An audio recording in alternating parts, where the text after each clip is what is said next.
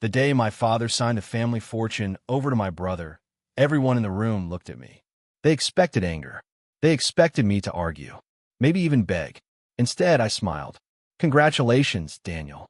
My brother stared at me as if he had just won a war.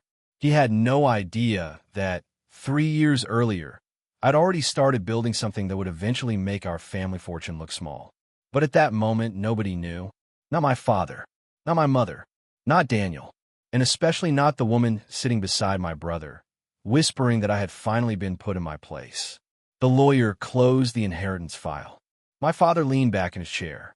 "Your brother will carry the family name forward," he said. "You are never suited for that responsibility." I nodded. "I understand." My father frowned. "You're not going to fight me?" "No." Daniel laughed quietly. Finally, I looked at him. He was wearing the expensive watch our father had given him after his first successful deal. He had always loved things that announced his importance. I had always preferred things that worked quietly. That difference had defined our entire childhood. Daniel was 3 years younger than me, but from the day we were born, our parents seemed to know which son they wanted to place at the center of the family. Daniel was the charming one, the confident one, the future heir. I was the reliable one, the one who stayed late, the one who fixed problems, the one everyone called when something went wrong. For years, I told myself that being needed was another form of being loved. I was wrong. The first time I truly understood that was when my father handed Daniel control of our family's largest manufacturing company. I had spent 6 years working inside that company. I knew every major client. I knew which suppliers were trustworthy. I knew which factories were bleeding money. I had even designed a new logistics system that saved the company millions. When the board asked who should lead the expansion, I thought my father would at least consider me. Instead, he looked at Daniel. "You're younger," he said. "You have the presence this company needs." Daniel smiled. I forced myself to smile too. "Congratulations." That night, I found my mother in the kitchen. She was making tea. "You're disappointed," she said. "A little." She sighed. "Don't make this about Daniel." "It isn't. You've always been more sensitive than your brother." I looked at her. "Mom, I just wanted Dad to believe I could do it." She placed the cup on the counter. "Your father believes Daniel can carry the family name. You have other strengths." "Like what?" She hesitated. "You're dependable." That word stayed with me. Dependable. Not brilliant. Not capable. Not worthy. Dependable. A month later, Daniel made his first major mistake. He signed a contract with a supplier I had warned him about. I showed him the numbers. "This company has unstable finances. If the production stops, we're exposed." Daniel barely looked at the report. "You worry too much." "This isn't worrying. It's risk analysis." He smiled. "You've always been good at spreadsheets." I knew what he meant. I was the family calculator. He was the family heir. 3 months later, the supplier collapsed. Our company lost millions. My father was furious. Daniel came to my office that evening. "You're going to help me fix this." I looked up from my desk. "You didn't listen when I warned you." He leaned closer. "Don't make this personal." I almost laughed. "You're asking me to clean up your mistake. That's what family does." That sentence should have comforted me. Instead, it hurt, because I suddenly realized what family meant to him. When he needed something, I was family. When credit was being given, he was the heir. Still, I helped him. I spent 14-hour days negotiating with suppliers and rebuilding the damaged contracts. By the end of the quarter, the company recovered. The board praised Daniel. My father shook his hand. "You handled the crisis well." Daniel nodded modestly. I stood 6 feet away. Nobody mentioned my name. That night, I went home and opened the old notebook I had kept since college. Inside were pages of designs, ideas for logistics systems, supply chain networks, warehouse automation, small inventions I had built because I believed one day I would create something of my own. For years, I had treated those dreams like hobbies. Now, I looked at them differently. Maybe they weren't hobbies. Maybe they were the part of me my family had never bothered to see. I turned to a blank page and wrote one sentence. "If they won't give me a place at their table, I'll build my own table." I didn't know it yet, but that sentence would become the beginning of everything. I didn't resign immediately. That would have been too easy. I wanted to know whether my family would change if I stopped asking them to recognize me. So I became quieter. I still arrived early, still attended meetings, still solved problems. But I stopped volunteering for praise I knew would never come. And at night, I began working on my own project. It was simple at first, a software system that could predict manufacturing delays before they happened. I called it North Star. I built the first version on an old laptop in my apartment. It wasn't beautiful. It wasn't fast. Half the time it crashed, but it worked. The system could analyze supplier schedules, shipping patterns, inventory levels, and production data, then warn companies about possible disruptions. I knew factories needed something like this, but I also knew my family would never invest in it. So I didn't tell them. I started saving every dollar I could. I sold my expensive car, moved into a smaller apartment, stopped going on vacations. Daniel thought I was struggling. He wasn't entirely wrong. I was struggling. But for the first time, I was struggling towards something that belonged entirely to me. Then came the second betrayal. My father called me into his office one Friday afternoon. Daniel was there. So was our family's attorney. My father pushed a document across the desk. "We've decided to restructure your position." I read it carefully. They were removing me from senior management. My salary would be cut. My authority would disappear. But I would still be responsible for advising Daniel. I looked at my father.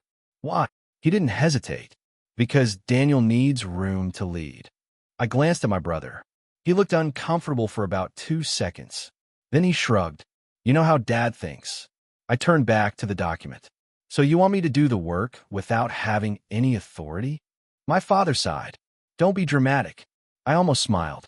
That was always the word they used when I finally reacted to something they had done. Dramatic, sensitive, emotional, never wrong. I signed. My father looked surprised. "You're accepting this?" "Yes." Daniel laughed softly. "You're learning." I looked at him. "No, Daniel." I stood up. "I'm letting go." He didn't understand. Neither did my father. Not yet. That weekend, I took my notebook and laptop to a small rented office across town. It had cracked windows, one desk, and a terrible heating system. I loved it. For the first time in years, nobody could walk into my room and tell me what I was supposed to become. I worked until sunrise. Then again the next night. Weeks became months. North Star improved. A former classmate named Maya joined me after I showed her the system. She had spent years working in industrial software and immediately understood what I was building. "This could be huge," she said. I shook my head. "Not yet." She smiled. "You always say that." "Because it's true. You know what your problem is?" "What?" "You're still waiting for someone to tell you you're good enough." Her words hit harder than I expected. I looked down at the screen. Maybe she was right.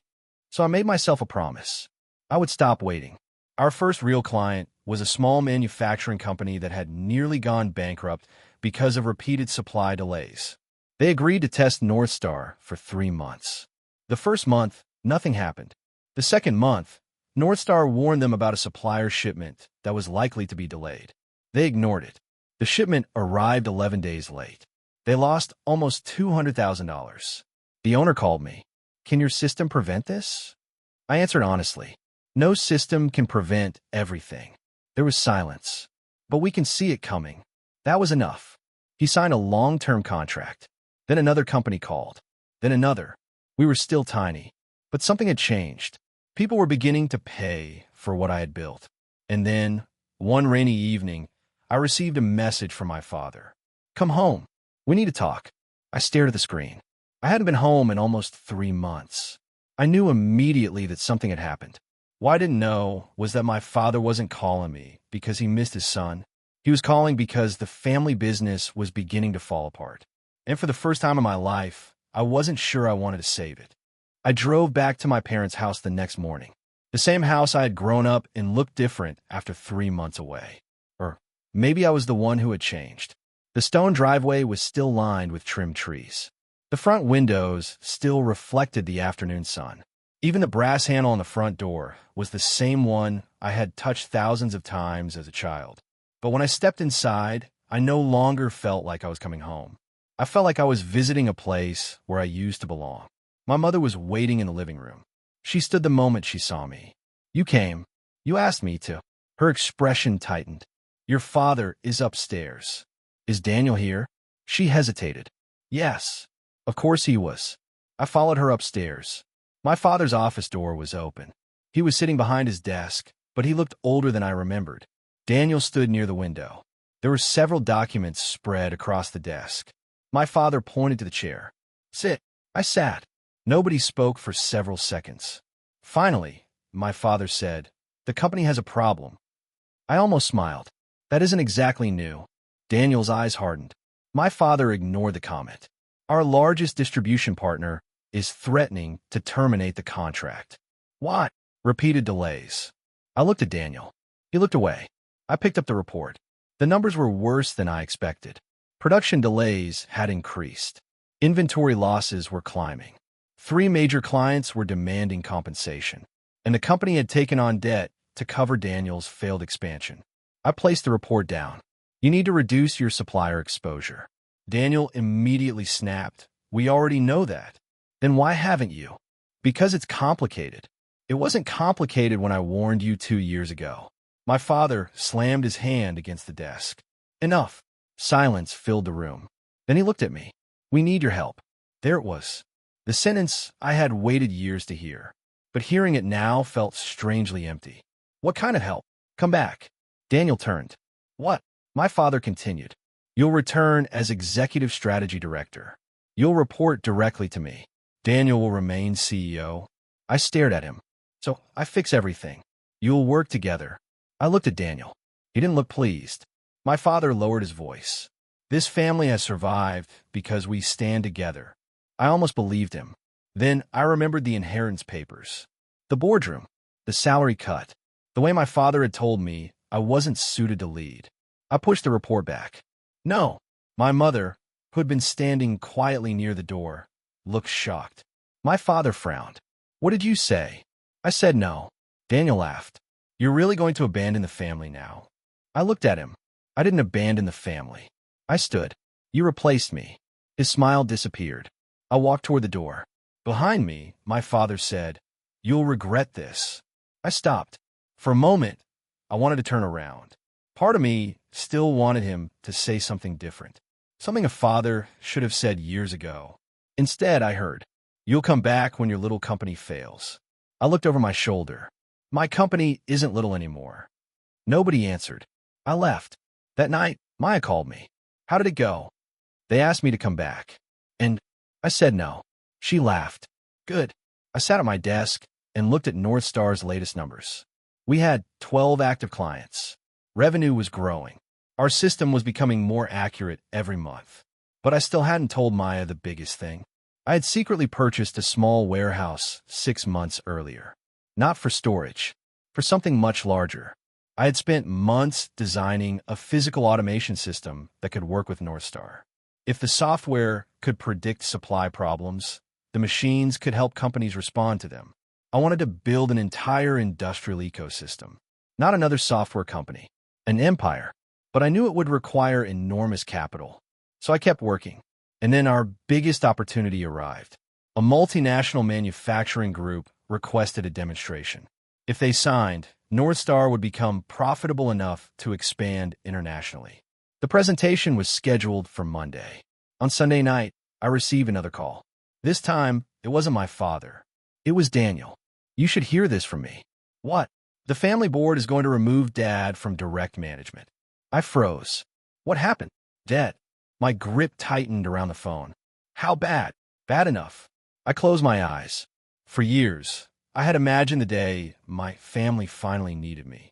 I had thought I would feel powerful. Instead, I felt sad, because I realized something. Their crisis wasn't my victory. It was simply the consequence of choices they had made without me. Daniel's voice softened. "Come back." I looked at the glowing North Star dashboard on my screen. "No. You're really choosing that company over your family?" I answered quietly. "No." "Then what are you choosing?" I looked around the small office I had built from nothing. "Myself." And I ended the call. Monday morning changed everything. The multinational company sent 6 executives to our office. Our office was still modest. Exposed pipes, old carpet, second-hand desks. Maya apologized before they arrived. "We look smaller than we are." I smiled. "Then let's show them what we can do." The demonstration began. For 40 minutes, everything went perfectly. Northstar analyzed their supply network in real time. It identified 3 hidden bottlenecks. Then it predicted a disruption that their own analysts had missed. One executive leaned forward. How accurate is this?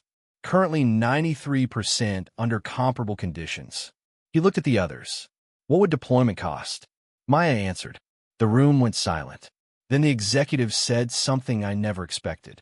We want exclusive regional rights. Maya looked at me. I looked back at him. No. Everyone stared. He blinked. No. We won't give exclusive rights. Why? Because we want to build the infrastructure ourselves. The executive smiled. You're thinking much bigger than software. Yes. That meeting ended with a partnership agreement worth more than anything I had ever earned. Within 6 months, Northstar expanded into 3 countries. Our tiny office became a real headquarters. We hired engineers, operations teams, researchers, supply specialists. And then came the next step, the warehouse. I walked through it one evening with Maya. Rows of unfinished machinery stood beneath hanging lights. She looked around. When did you become so ambitious? I smiled. When I realized I didn't have to ask permission. She shook her head. You're finally starting to believe in yourself. I didn't answer, because there was another reason I had kept going. My father. Not because I wanted revenge, but because some part of me still wanted to prove that the son he considered merely dependable could build something extraordinary. That feeling slowly disappeared as the company grew. And strangely, when it disappeared, I became happier. I wasn't building Northstar for my father anymore. I was building it because I loved the work. That was when everything changed. Our first automated facility went live. The machines communicated directly with Northstar. When the system predicted a shortage, production automatically adjusted. When transportation routes changed, inventory was redirected. When a supplier failed, another source was activated before the factory even noticed the problem. The results were astonishing. Within a year, companies were asking to license the entire system. Then investors came. I refused most of them. We didn't need to sell control. We could grow ourselves. By the time Northstar reached its 3rd year, the company had become something I never imagined. A network of logistics centers, automated factories, industrial software, supply chain financing, energy-efficient warehouses. We were no longer a startup. We were an ecosystem, but I kept my name away from the headlines. Our public CEO was Maya. My role was chairman and founder, but most people had never seen my face. It wasn't because I was hiding. I simply didn't care about being famous. Then one morning, I received an email from an unfamiliar address. The subject line contained only 3 words. We know who. I opened it. Inside was a news article. My family company had been placed under emergency restructuring. Daniel was facing pressure from the board. Several banks were demanding repayment. And one of their largest clients had just announced that they were switching to Northstar's technology. I stared at the screen. I already knew what that meant. Sooner or later, they would discover the truth. But the email contained something else. A second attachment. A photograph. It showed Daniel standing outside one of our Northstar facilities. He was staring at the building. Under the photograph was a single sentence. Your brother has started asking questions. I closed the laptop. For years, I had wondered what would happen when my family discovered what I had built. Now that moment was approaching, and I wasn't sure whether I was ready for it. Not because I feared them, but because I knew the truth would force all of us to confront something none of us had wanted to admit. They hadn't lost me because I became successful. They had lost me long before that. They had simply never noticed I was gone. The first time Daniel walked into a Northstar building, he didn't know it belonged to me. That detail mattered more than I expected. He arrived with 2 members of our family's board and an outside consultant. They had come to negotiate a technology partnership because our family company was losing clients faster than anyone could replace them. The receptionist called me.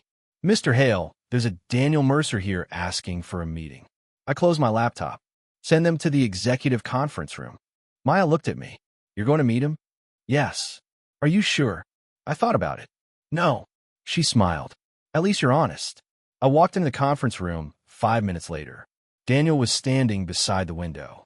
He turned. For several seconds, neither of us spoke. He looked different. more tired. His suit was still expensive, but it no longer fit him the way it once had.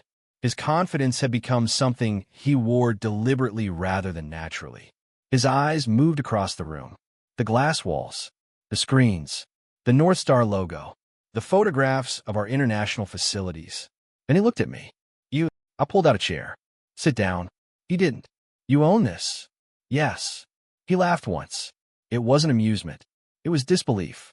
This is your company? Our company, Maya corrected from behind me. Daniel looked at her, then back at me. Ow! I shrugged. I built it. He stared at me as though I had spoken another language. You were working on this while you were still with Dad? Yes. How long? 3 years. His face changed. 3 years. That meant I had been building North Star during the exact period when he believed I was struggling after leaving the family. I watched the realization settle over him. You sold your car, he whispered. I nodded. You moved into that tiny apartment. Yes. You were working all night. Yes. His eyes dropped. I remembered something. Years earlier, when we were children, Daniel had once broken his bicycle. He had come to my room crying because our father was angry. I had repaired it that night. The next morning, Daniel rode it around the driveway and shouted, "You're the best brother in the world." I had believed him. Now I wondered how much of that boy was still inside the man sitting across from me. Daniel finally sat down. We need North Star. I leaned back. I know. Our board wants a partnership. I know. We're willing to pay. I know. He looked frustrated. Then what's the problem? There isn't one. I placed a folder on the table. North Star can help your company stabilize, but I won't give you special treatment. He stared at the contract. You're serious. Completely. He picked up the folder. Then he said quietly, Dad was wrong about you. I didn't answer. He always thought you were too cautious. I looked at him. Daniel, you don't need to explain our father to me. He swallowed. No, I think I need to explain myself. That surprised me. He looked down. When you left, I thought you'd come back. I know. I thought you'd fail. I know. I even told Dad you would. I stayed silent. He continued. I was angry that you weren't fighting for the inheritance. Why? His answer came slowly. Because I thought if you stopped fighting, it meant you didn't care about us. I looked out the window. That wasn't why. I know that now. The conference room became quiet. I could have said everything I'd spent years wanting to say. Instead, I asked one question. Do you regret it? Daniel looked at me. Yes. It was the first honest answer I had ever heard from him. But honesty didn't erase history. I gave him the contract. Take this to the board. He stood. Before leaving, he stopped. Can I ask you something? Yes. Why didn't you tell us? I thought about it. Because I finally understood that I didn't need your permission. He nodded slowly. Then he walked away. I watched him disappear through the glass doors. Maya came beside me. You okay? I nodded. Surprisingly. She smiled. That means you're healing. I wasn't sure. But that evening, something unexpected happened. My mother called. I almost didn't answer. Then I did. Hello. She was crying. I saw the news. What news? North Star. I closed my eyes. She knew. Not everything. But enough. You built all of this. Yes. Why didn't you tell me?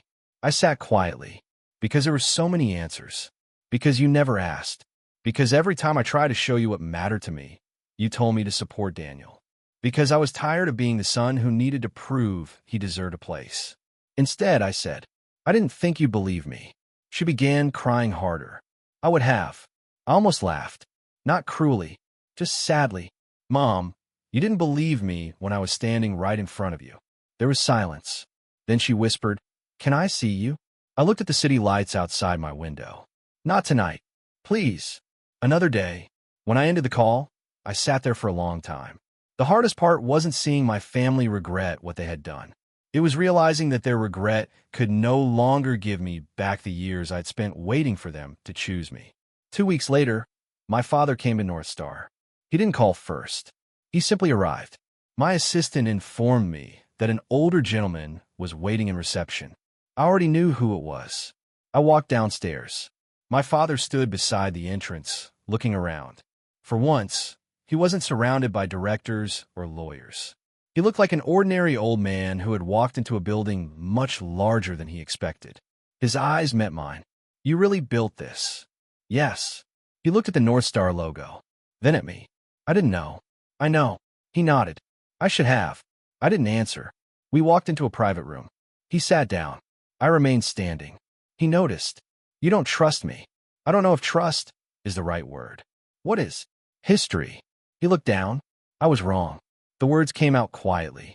My father had never been good at apologizing. Even as a child, I could count on one hand the number of times he had admitted making a mistake. Now he looked at me with something I had never seen before. Shame. I thought Daniel was the natural leader, he said. I know. I thought you would always be there. I looked at him. That was the problem. He frowned. What do you mean? You were so certain I would stay that you never considered what would happen if I didn't. His face tightened. I continued. You gave Daniel the company because you thought he deserved it more. Then when he needed help, you expected me to save him. When I refused, you thought I was selfish. My father stared at the floor. I see that now. No. He looked up. You understand it now. He didn't respond. I sat across from him. I don't hate you. His eyes became wet. I don't hate Daniel either. Then come home. The request came so quickly that I almost smiled. I can't. Why? Because home isn't the same thing anymore. He looked confused. You're my son. I'll always be your son. Then why can't you come back? Because being your son doesn't mean I have to live inside the life you designed for me. He was silent. Then he asked, Is there someone else? I knew what he meant. There's someone. His expression changed. Who? I smiled faintly. Her name is Maya. My father stared at me. Maya. Yes. She works with you? She does. And you love her? I didn't answer immediately, because the truth had arrived quietly. Maya had never asked me to prove anything. She never compared me to Daniel. Never told me I wasn't ambitious enough. Never used my loyalty as a reason to demand more from me. When I failed, she helped me stand. When I succeeded, she didn't make it about herself. And somewhere along the way, the woman who had joined me because she believed in North Star had become the person I wanted beside me when everything else became quiet. Yes, I finally said. I love her. My father looked down. Then he smiled sadly. You always were stubborn. I smiled. That part didn't change. He stood. Before leaving, he turned. I want you to know something. What? I gave Daniel the inheritance because I thought I was protecting the family. I waited, but I realized now that I wasn't protecting the family. He swallowed. I was protecting my own idea of what the family was supposed to be. That sentence stayed with me long after he left. The following months were complicated. North Star signed a formal partnership with the family company, but I refused to take control of it. I didn't want their empire. I didn't want their headquarters. I didn't want the family fortune. My brother eventually sold several properties to reduce debt. The board removed him as CEO after an investigation found that he had hidden financial losses from them. It wasn't revenge. It was consequence. Daniel called me once after the decision. They're saying I destroyed everything. Did you? He was quiet. I made mistakes. Yes. I thought being the heir meant I had to look strong. And I lied when I should have asked for help. I leaned back. That cost you. I know. Then he said something I never expected. You were always the one I should have trusted. I closed my eyes. That sentence would have meant everything to the younger version of me. Now it simply meant something. Not enough to bring me back, but enough to let me finally stop wondering whether I had imagined the betrayal. I hadn't. It had happened, and I had survived it. Then, one evening, Maya walked into my office carrying 2 cups of coffee. You're thinking too much. I always do. She placed 1 cup in front of me. Come outside. Why? Because there's something you need to see. She led me to the rooftop. Below us, the city was alive. Our headquarters stretched across several buildings. North Star's name appeared on screens across the district. 3 years ago, I had been sitting alone in a tiny apartment, wondering if anyone would ever believe in my ideas. Now, thousands of people worked for a company I had built from nothing. Maya stood beside me. You happy? I looked at her. For once, I didn't need to think about the answer. Yes. And that was the moment I realized the greatest thing I had built wasn't North Star. It was a life in which happiness no longer depended on whether my family finally understood my worth. But the story wasn't finished. because the next morning I received an invitation from my father. It was for the annual Mercer family gathering, and underneath the date, he had written one handwritten sentence.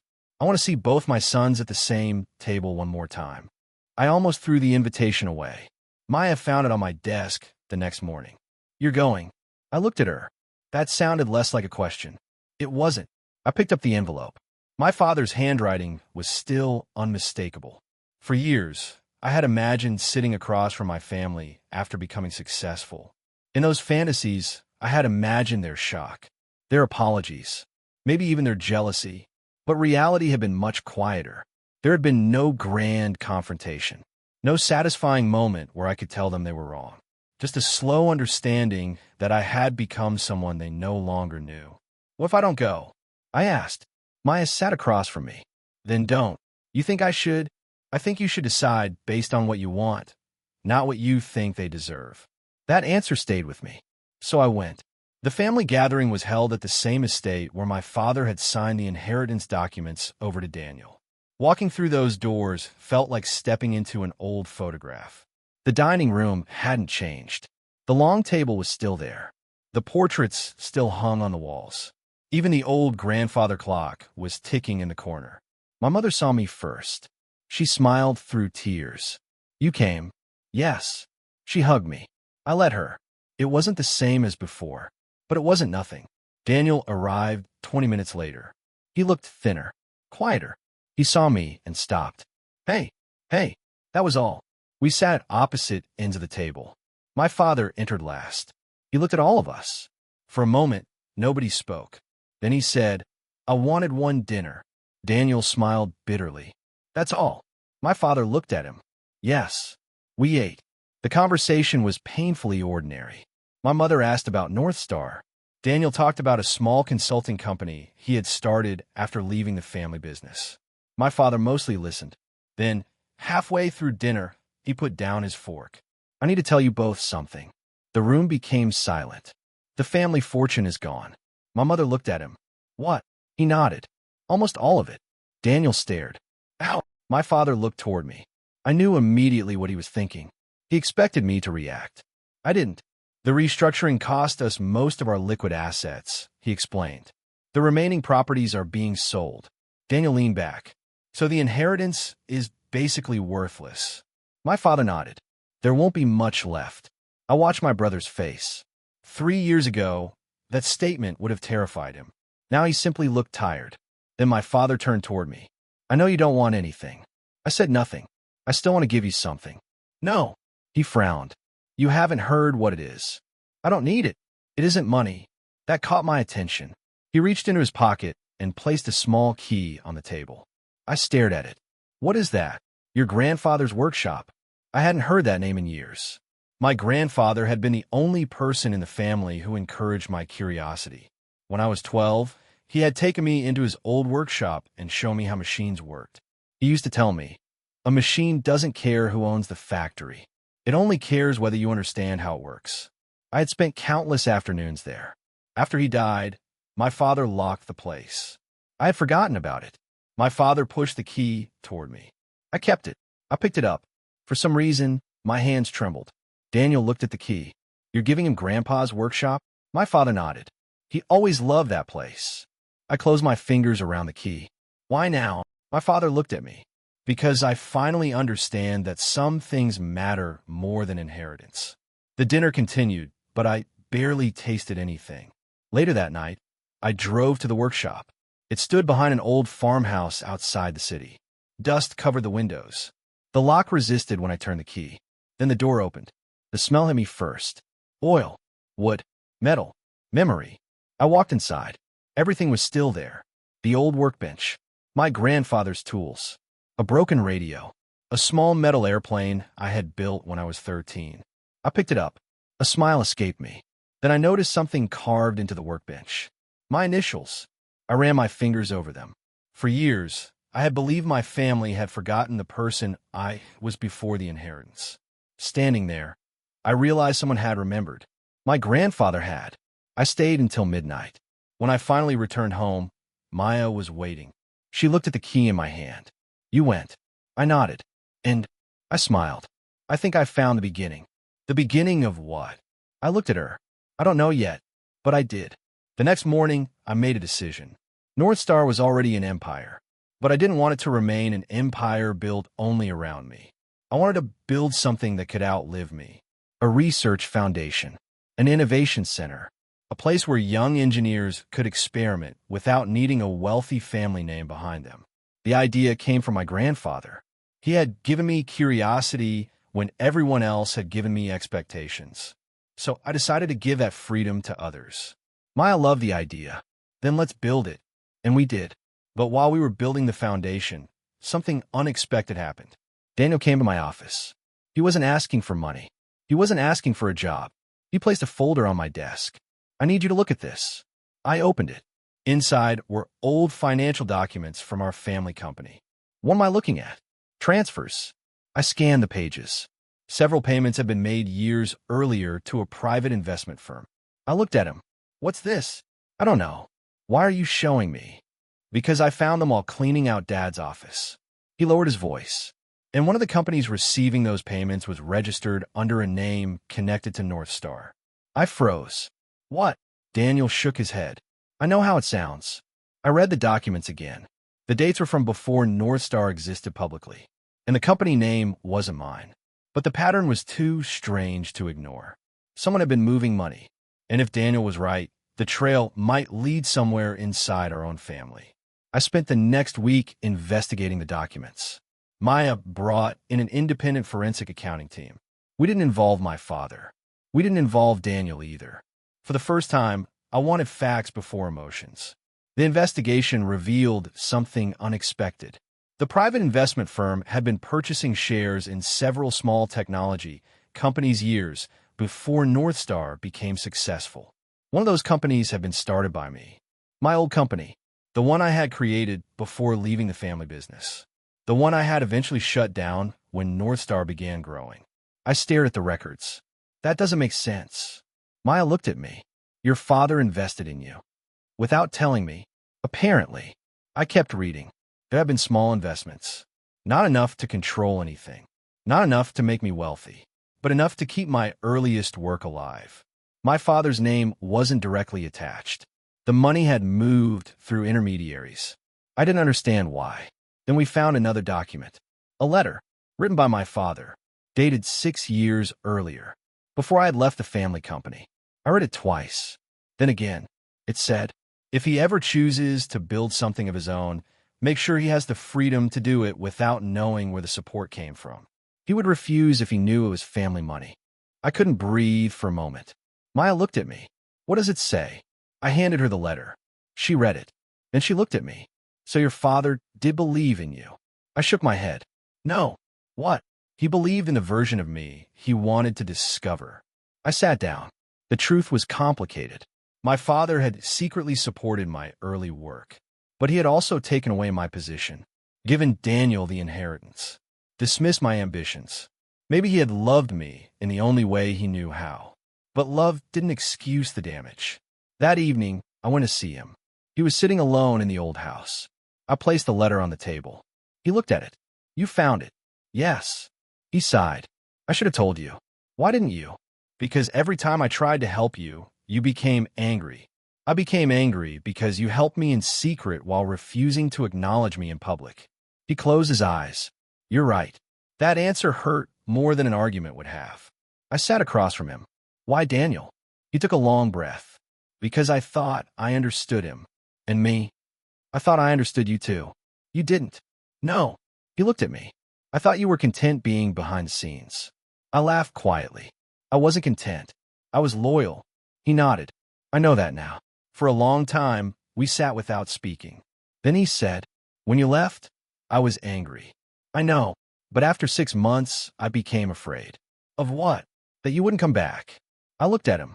He continued. Then I realized something terrible. What? That I had spent your entire childhood assuming you would always come back. His voice broke, and I never thought about what I would do if one day you didn't. I didn't know what to say, so I told him the truth. I waited for you to choose me. He looked at me. For years. His eyes filled with tears. I know. No, you don't. I swallowed. I didn't want your money. I didn't want Daniel's position. I wanted one moment where you looked at me and said, I trust you. My father covered his face. For the first time in my life, I saw him cry. I wanted to feel victorious. I didn't. I felt tired. When I left the house, Daniel was waiting outside. You talked to Dad? Yes. He nodded. Can I ask you something? Sure. Do you think he loved us equally? The question surprised me. I thought about it. I think he loved us differently. Daniel looked at the ground. And that's the problem. Yes. He nodded. Then he said something I never expected. I don't want the inheritance anymore. I looked at him. What? I spent my whole life thinking it proved I was better than you. He laughed sadly. It didn't. No. I want to build something myself. I smiled. Then do it. He looked at me. You really mean that? Yes. No bitterness. No competition. No hidden condition. Just yes. Daniel extended his hand. I shook it. It wasn't forgiveness. Not completely. But it was the beginning of something healthier. Months passed. The foundation opened. We named it the Mercer Innovation Center. Not because of the family fortune, but because my grandfather's name deserved to be attached to something useful. Young engineers came from universities across the country. Some had money. Most didn't. That didn't matter. They came with ideas. And for the first time, I understood why I had survived everything. Not to prove my family wrong. Not to make Daniel regret inheriting the fortune. Not even to build the largest company in the industry. I had survived so I could become the kind of person my younger self needed. Someone who could say, you don't need to be chosen to be valuable.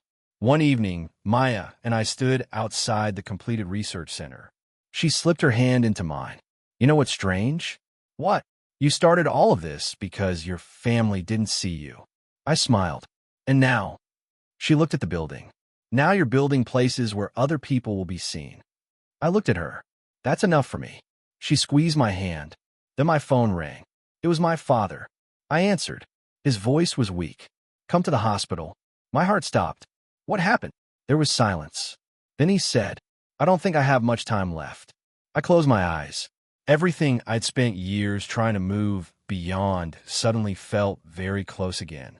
And for the first time since I'd left my family, I realized success had never prepared me for the possibility of losing the father I'd spent my entire life trying to understand. The hospital smelled like disinfectant and rain. I found my mother sitting beside my father's bed. She stood when I entered. For a moment, neither of us spoke. Then she hugged me. This time, I hugged her back without hesitation.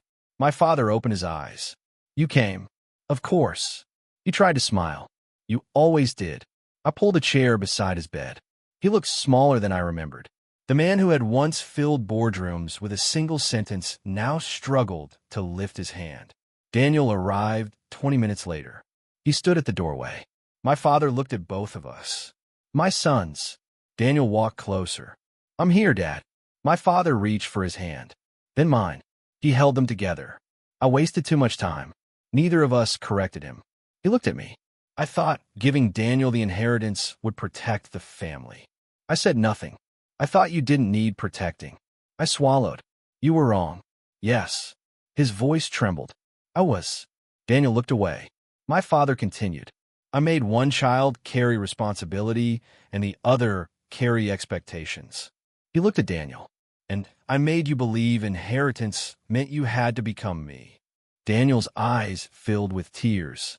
I did that myself too. My father shook his head. I helped. The room became quiet. Then he looked at me. I want you to know something. What? Your grandfather was proud of you. I felt my throat tighten. He told me once that you were the only person in this family who understood that a machine was never just a machine. I smiled sadly. He taught me that. He wanted me to let you have the workshop. I have it. My father's eyes widened. You went there? Yes. What did you feel? I thought about it. Like I was 12 again. He smiled. That was what he wanted. I leaned forward. Dad. Yes. I don't want us to spend your last days talking about the past. He looked at me. Then what do you want to talk about? I thought for a moment. Us. He nodded. So we talked. Not as chairman and CEO. Not as heir and forgotten son. Just father and son. He told me things I had never heard before. How afraid he had been after his own father died. How he had spent decades believing that wealth was the only way to protect a family. How losing control frightened him. How Daniel's confidence had reminded him of himself. And how my quietness had been mistaken for weakness. I listened. I didn't excuse him, but I listened. Near midnight, he asked Daniel to leave the room. Then he looked at me. "There's one more thing." "What?" "The inheritance wasn't actually what you think." I frowned. "What do you mean?" He pointed toward a drawer. "Open it." Inside was a sealed envelope. My name was written across it. I opened it. Inside was a legal document. I read it slowly. The family fortune had been divided differently years earlier than I knew. Daniel had received control of the operating companies, but a large portion of the family assets had been placed into a trust. My father had intended for me to receive the trust if I ever returned to the family. I looked at him. "Why didn't you tell me?" "Because I wanted you to choose." "Choose what?" "Whether you wanted the family or your own life." I stared at the papers. "So you were testing me?" "No." He shook his head. "I was trying to give you a door." I closed the envelope. "I don't want it." He looked surprised. "You don't even know what's in it." "I know enough. It's your inheritance." I smiled. "Dad, I already inherited something better." "What?" I looked at him. "My freedom." He closed his eyes. A tear slipped down his cheek. "I knew you'd say that." For the first time, I realized he hadn't called me to give me money. He had called me because he finally understood that money had never been the thing I wanted. I stayed until dawn. My father passed away 2 days later. Quietly, without drama, with my mother on one side and Daniel and me on the other. I thought grief would feel like anger. Instead, it felt like a room suddenly becoming empty. For days afterward, I couldn't work. Maya didn't push me. She simply stayed. One evening, she found me sitting alone in my grandfather's workshop. "You don't have to be strong every day," she said. I looked at the old workbench. I spent so long trying to prove I could survive without them. And now I realize I didn't need to prove anything. She sat beside me. "You don't." I looked at her. "Will you stay?" She smiled. "I already am." I reached for her hand. For once, there was no uncertainty. No fear of being abandoned. No need to earn someone's love. Just peace. But peace didn't mean the past disappeared. 3 weeks after my father's funeral, Daniel came to see me. He had brought a box. "What is it?" "Dad's things." He placed it on the workbench. Inside were old photographs. Me and Daniel as children. Our grandfather. Our parents. Birthdays. School ceremonies. Family vacations. I picked up one photograph. Daniel and I were standing beside our grandfather. We were both covered in grease. I laughed. "I forgot this." I didn't. He sat beside me. "I've been thinking about something." "What?" "I want to rebuild the family company." I looked at him. "Why?" "Not for the money." He paused. "For the people." I listened. I spent years thinking being so meant being powerful. And now I think it means being responsible. I smiled. "That sounds familiar." He laughed. "Maybe I finally learned something from you." I closed the box. "What do you need?" He looked at me. "Nothing." That surprised me. "I just wanted to tell you." He stood. Then he stopped. "Actually, there's one thing." "What?" "I want to ask you for advice." I smiled. "Now that I can do." Over the next year, Daniel rebuilt the company slowly. No shortcuts. No borrowed confidence. No pretending everything was fine. He sold businesses that didn't make sense. Paid down debt. Repaired relationships with employees. And for the first time, he listened. I helped occasionally. Not because I owed him. Because I chose to. There was a difference. The family fortune was eventually reduced to a fraction of what it had once been. Daniel didn't complain. He built a smaller company. A healthier one. My mother moved into a quieter home. She visited the Innovation Center often. She loved watching young engineers work. One afternoon, she stood beside me as a group of students tested a new machine. "They remind me of you." I smiled. "I was never this confident." "You were." "No." She shook her head. "You just didn't know it." I looked at her. She touched my arm. "I should have told you that when you were young." "Yes." Her eyes became wet. "I'm sorry." I nodded. "I forgive you." She looked relieved. But I added, "That doesn't mean I want to go back." She understood. "I know." That was the difference between forgiveness and returning. I could forgive my family without rebuilding the old version of my life. Meanwhile, Maya and I grew closer. Our relationship had never been dramatic. There were no grand declarations, no games, no jealousy. She simply became part of my everyday life. Coffee in the morning, long conversations after work, arguments about design, laughing over terrible food during late nights. She never cared about the size of North Star. Sometimes I thought she would have loved me just as much if I were still working alone in that tiny apartment. One evening, I took her to my grandfather's workshop. She walked around slowly. "You never showed me this properly." I was waiting. "For what?" I pulled a small wooden box from the workbench. She opened it. Inside was a simple silver ring. She looked at me. "Is this?" "Yes." Her eyes widened. "I bought it months ago. You've had it this whole time." I was nervous. She laughed. "You?" "Yes." She held the ring. "What made you finally decide?" I looked around the workshop. "This place taught me that the best things aren't built in one day." She smiled. "That's your proposal?" I laughed. "No." I took her hand. "Maya, I spent years believing I had to earn my place in someone's life." She listened. "You never made me earn yours." I knelt. "I don't want a life where I'm constantly proving that I'm worth staying for." Her eyes filled with tears. "I want a life where we choose each other every day." She smiled. "Yes." I slipped the ring onto her finger. "Yes." She laughed through her tears. "Yes, you idiot." I stood and hugged her. For the first time, I understood something. My family had taught me what conditional love felt like. Maya had taught me what peace felt like. Months later, we married quietly. No enormous ballroom, no family spectacle, just close friends, my mother, Daniel, and the people who had stood beside us when our lives were difficult. Daniel gave a speech. He looked at me. "When we were children, I thought being first meant being better." The room became quiet. I spent years believing my brother was supposed to stand behind me. He smiled. I was wrong. He raised his glass.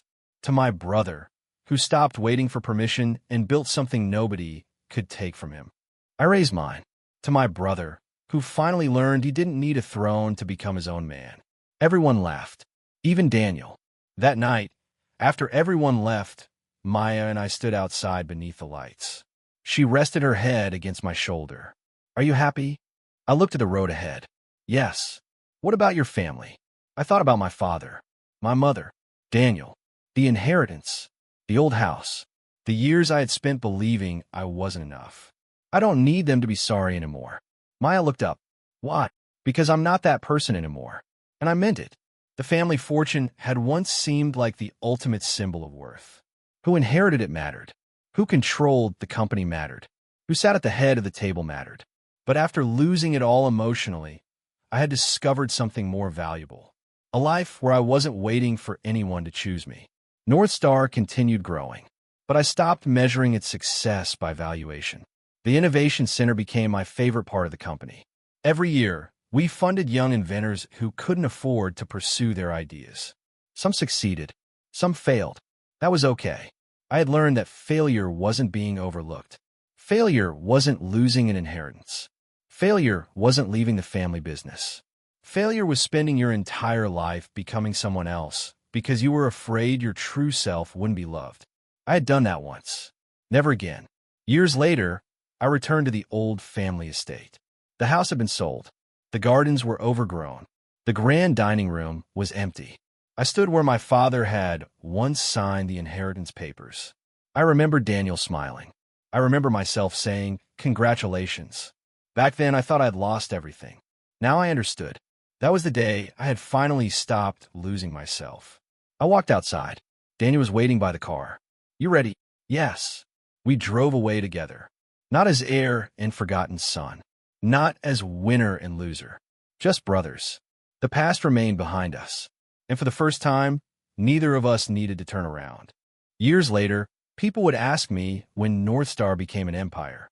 They expected me to name a year, a major contract, a billion-dollar valuation, the opening of our first international headquarters. But I never gave them that answer, because the empire wasn't born when the numbers became large.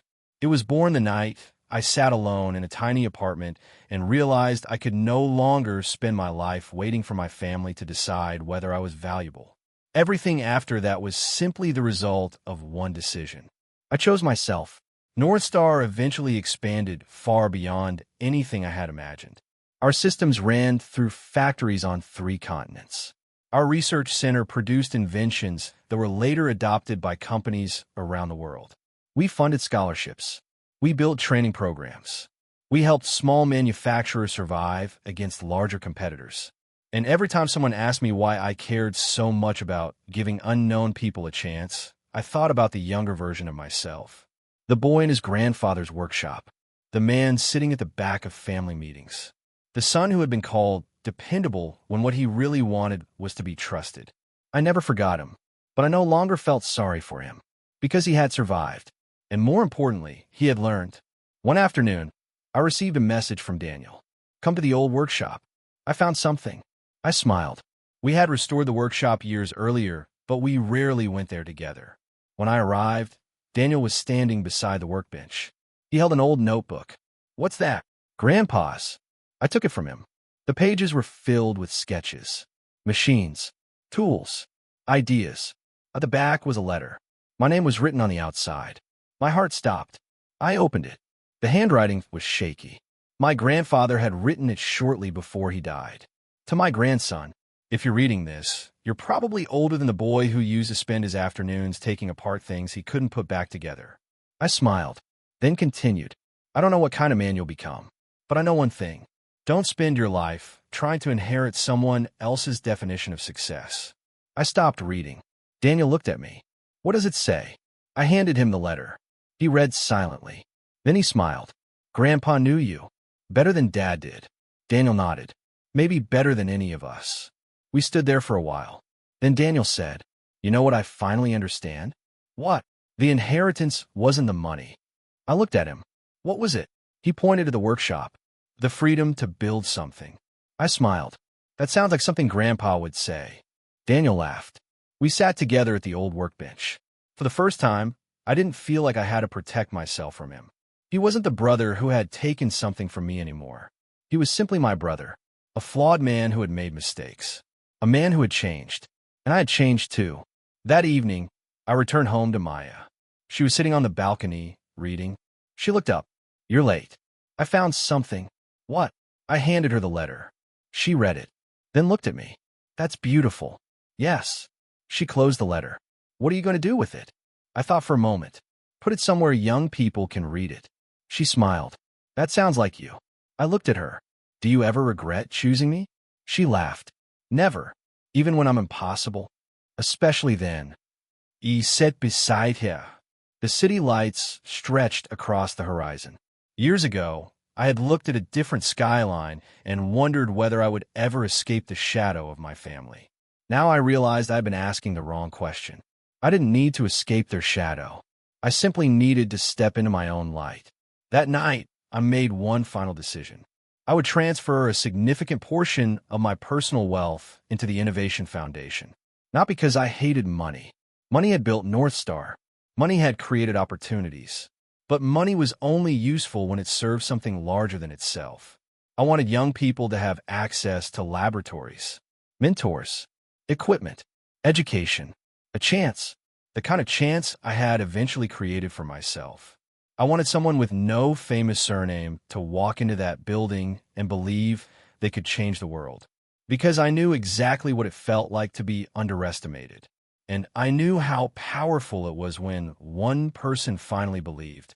Months later, the foundation opened its largest campus. Thousands attended.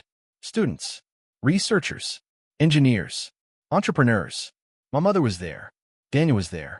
Maya stood beside me. I walked onto the stage. The crowd applauded. I looked at them, then at the old workshop tools displayed behind me. And for a second, I remembered the inheritance ceremony. My father, the lawyer, Daniel, the papers, the sentence. Your brother will carry the family name forward. I smiled. He had been right about one thing. Daniel had carried the family name, but I had carried something else, the family lesson, and I had turned it into something better. After the ceremony, Daniel found me backstage. You know, Dad would have been proud. I looked at him. I think he would. Daniel smiled. Do you miss him? Every day. Me too. We stood silently. Then Daniel asked, "Do you think he ever regretted giving me the inheritance?" I considered the question. Yes. Daniel looked down. I do too, but not because you received it. He looked at me. He regretted that he thought money could decide which son mattered more. Daniel nodded. I understand. We shook hands. Then he hugged me. It was awkward. We weren't a family that had ever been good at affection. But this time, neither of us pulled away. Years earlier, I had imagined revenge as a dramatic moment. A room full of people discovering I had become more successful than them. My brother watching in shock. My father realizing his mistake. Everyone regretting what they had done. But real life had given me something better. There had been no dramatic revenge. There had been work. Failure. Long nights. Small victories. People who believed in me. People I learned to trust. A woman who loved me without asking me to become someone else. A brother who eventually learned from his mistakes. A mother who learned to apologize. A father who finally understood what he had lost. And a life that no longer depended on any of them. That was my victory. Not that my empire became larger than the family fortune. Not that my name eventually became more powerful than theirs. Not that people who once underestimated me had to watch me succeed. The real victory was that I stopped caring whether they watched at all. One evening, years after the foundation opened, Maya and I returned to the old workshop. Our children were with us.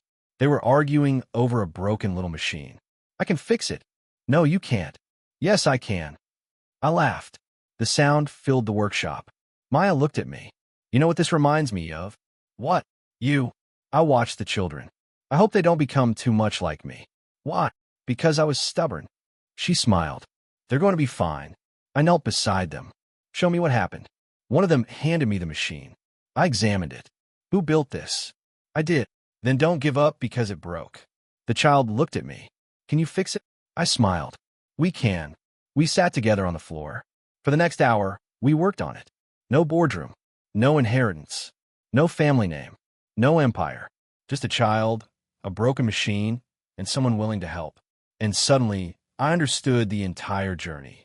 I had spent my childhood believing my family fortune was the greatest thing I could inherit. I had spent my youth believing my father's approval was the greatest prize I could earn. I had spent my early adulthood believing success meant proving them wrong. But none of those things were true. The greatest inheritance had been curiosity.